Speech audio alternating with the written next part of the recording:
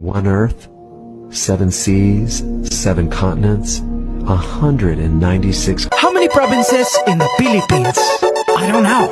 How many? Believe it or not, 81. Abra, Kalinga, Aurora, Laguna, Maguindanao, Ifugao, Isabela, Aklan and Basilan, Sulu, Biliran, Leyte, Cagayan, Bulacan and Palawan, Batanes, Batangas, Bohol, Guimaras, Agusan del Norte, Agusan del Sur, Capiz, Cavite, Bataan, Masbate, Ilocos Norte, Ilocos Sur, Tarlac, Tawi-Tawi, Cebu, Sarangani, Camarines Norte, Sorsogon, Hongus de la Valley, Quezon, Zambales, Camarines Sur and Bukidnon, Zamboanga, Sibugay and Del Sur, Albay, Zamboanga del Norte din, there's Pampanga, Nueva Ecija, Nueva Vizcaya and Camiguin. These are the Philippine provinces. Every Pinoy in the world comes from one of them. Mabuhay! These are the Philippine provinces. There are 7,107